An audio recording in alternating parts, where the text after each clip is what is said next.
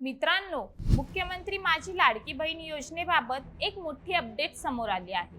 लाभार्थ्यांची पडताळणी पूर्ण झाल्यानंतर सरकारचा या योजनेवरील मासिक खर्च मोठ्या प्रमाणात कमी झाला आहे। महिला व बालविकास मंत्री आदिती तटकरे यांनी दिलेल्या माहितीनुसार लाभार्थ्यांची पडताळणी केल्यानंतर आता या योजनेसाठी सरकारला दरमहा 2459 कोटी रुपये खर्च करावा लागत आहे। यापूर्वी अपात्र लाभार्थी कागदपत्रांमधील त्रुटी आणि निकष पूर्ण न करणाऱ्या अर्जामुळे सरकारवर अधिक आर्थिक भार पडत होता।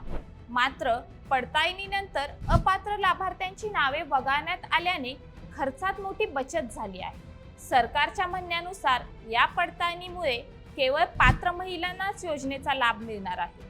त्यामुळे निधीचा योग्य वापर होईल आणि योजना अधिक पारदर्शकपणे राबवता येईल। दरम्यान ज्या महिलांची नावे अंतिम पात्र यादीत आहेत त्यांनी यापुढेही नियमितपणे योजनेचा लाभ मिळत राहणार आहे। तर ज्या महिलांची नावे अपात्र ठरली आहेत त्यांना आवश्यक कागदपत्रे आणि पात्रतेबाबत संबंधित अधिकाऱ्यांशी संपर्क साधावा असे प्रशासनाने स्पष्ट केले आहे। एकूणच लाडकी बहीण योजनेतील पडताळणीमुळे सरकारचा आर्थिक भार कमी झाला असून आता निधी थेट पात्र लाभार्थ्यांपर्यंत पोहोचवण्यावर भर दिला जात आहे।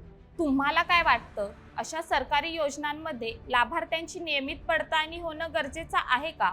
तुमचं मत कमेंटमध्ये नक्की सांगा। व्हिडिओला लाईक करा आणि शेअर करायला विसरू नका।